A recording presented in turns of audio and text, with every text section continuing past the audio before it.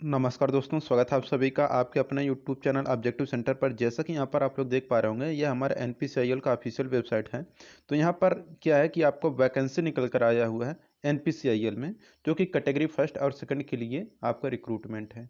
ठीक, तो यहाँ पर देख सकते हैं, जब आप लोग इस ऑफिशियल वेबसाइट पर आएंगे तो यहाँ पर देख सकते हैं लिखा है advertisement number NAPS HRM 01/2021 recruitment of paramedical post stipendiary training category first and second और non technical post at NAPS। ठीक, अब ये हो गया। बाकी डिटेल्स ऑफ वैकेंसी के बारे में यहाँ पर नर्स ए का यहाँ पर देख सकते हैं 5 सीट है। स्टिपेंडियरी ट्रेनिंग या साइंटिफिक असिस्टेंट कैटेगरी फर्स्ट के यहाँ पर देखेंगे तो मैकेनिकल का यहाँ पर 5 सीट है। इलेक्ट्रिकल का यानी कि आपका डिप्लोमा वाले स्टूडेंट है 2 सीट है।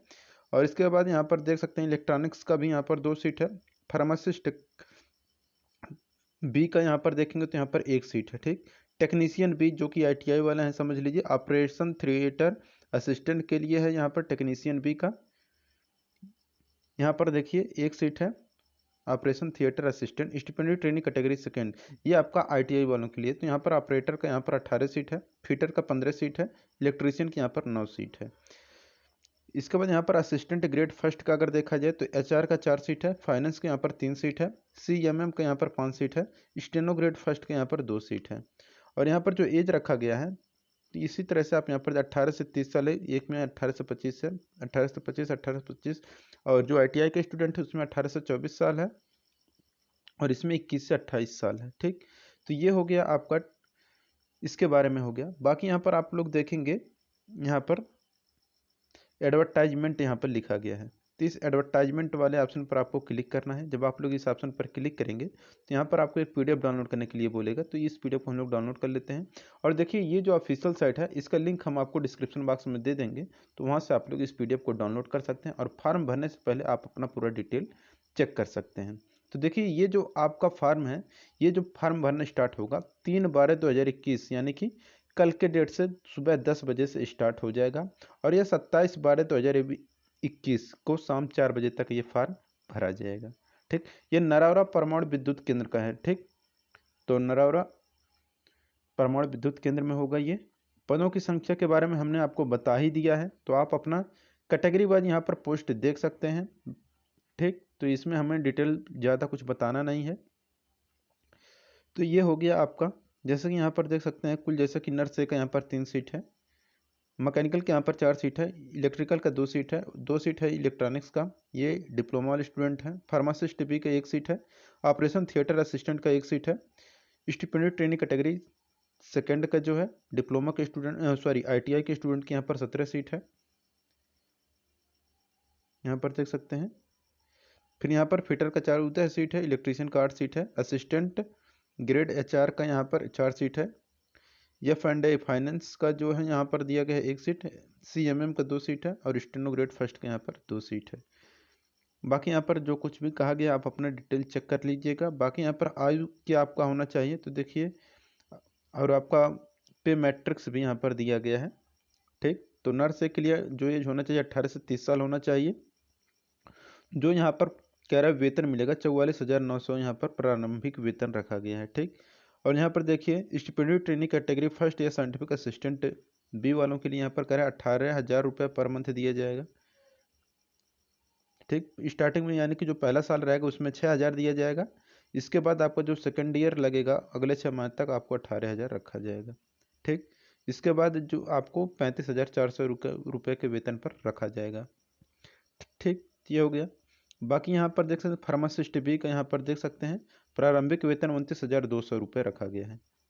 ठीक, इसके बाद operation theatre assistant technician B का 21,700 रखा गया है।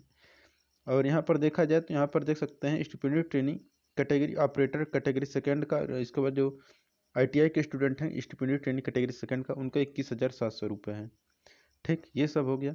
बाकी ये सब जो कुछ भी है डिटेल, बाकी इतना जो दिख रहा है इसमें कहा गया कि 25,500 रुपये रखा गया है।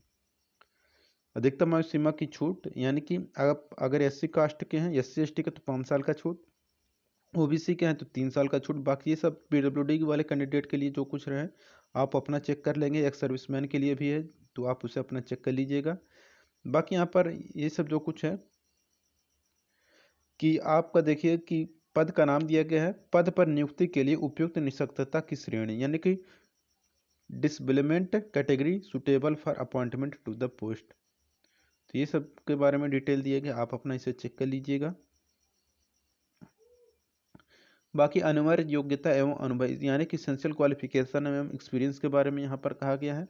तो नर्स ए का जो स्टूडेंट है, ठीक, इसमें कहा कि ब्राह्मी तथा नर्सिंग एवं मिड वाइफरी में डिप्लोमा 3 वर्षीय होना चाहिए, plus 12th standard and diploma in nursing mid, ये जो कहा है। या फिर आपके पास क्या होना चाहिए, बीएससी नर्सिंग होना चाहिए, या फिर नर्सिंग सर्टिफिकेट होना चाहिए, 3 साल का एक्सपीरियंस होना चाहिए, या फिर ये सब जो कुछ भी डिटेल है आप उसे चेक कर लीजिएगा। बाकी यहाँ पर साइंटिफिक ट्रेनिंग, स्टिपेंडियरी ट्रेनिंग या साइंटिफिक असिस्टेंट के लिए है, यहाँ पर 60% मार्क होना चाहिए डिप्लोमा में, ठीक। इसके बारे में बताया कि आपका जो डिप्लोमा हो मैकेनिकल में हो सकता है, इलेक्ट्रिकल या इलेक्ट्रॉनिक्स इंजीनियरिंग में। अंग्रेजी एक कम से कम अनिवार्य विषय के रूप में होना चाहिए। बाकी ये सब जो कुछ है कह रहे नोट, HSC प्लस अभियांत्रिकी में 2 वर्षीय डिप्लोमा पाठ्यक्रम 60% या उससे अधिक अंक उत्तीर्ण करने वाले अभ्यर्थी भी पात्र हैं। तो जिनका कि 12th के बाद अगर डिप्लोमा किए हैं 2 साल वाला, तो वो भी इस फॉर्म को अप्लाई कर सकते हैं। लेकिन ITI डिप्लोमा के बाद द्वितीय वर्ष में पार्श्विक प्रवेश के जरिए डिप्लोमा करने वाले अभ्यर्थी पात्र नहीं हैं। यानी कि ITI के बाद अगर आप डिप्लोमा के द्वितीय वर्ष में अगर गए हैं तो आपका वो मान्य नहीं होंगे अभ्यर्थी। कि जैसे कि आप 10वीं पास कर लिए, 10वीं के बाद आपने ITI किया, ITI के बाद आपने अगर 2 वर्षीय डिप्लोमा किए तो आपका मान्य नहीं किया जाएगा। यहाँ पर देख सकते हैं अभ्यर्थी पात्र नहीं है। फार्मासिस्ट के लिए यहाँ पर कहा गया कि 10+2 होना चाहिए, +2 ईयर आपका डिप्लोमा होना चाहिए फार्मेसी में, +3 ईयर ट्रेनिंग होना चाहिए फार्मेसी में, plus registration pharmacist with central and state pharmacy council होना चाहिए। ऑपरेशन थिएटर टेक्नीशियन भी में यहाँ पर कहा गया कि 10+2 होना चाहिए, प्लस आपके पास 1 वर्षीय सर्टिफिकेट होना चाहिए ऑपरेशन थिएटर असिस्टेंट में।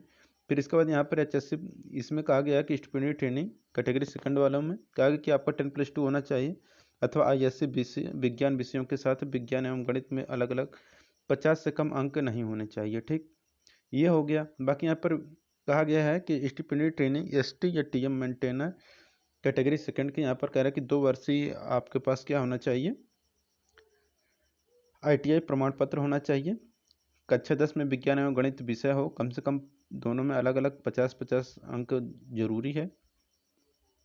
उन ट्रेडों के लिए जिनकी अवधि 2 वर्ष से कम है, संबंधित अभ्यर्थियों को कोर्स समाप्ति के बाद संबंधित क्षेत्र में कम से कम 1 वर्ष का अनुभव भी होना जरूरी है।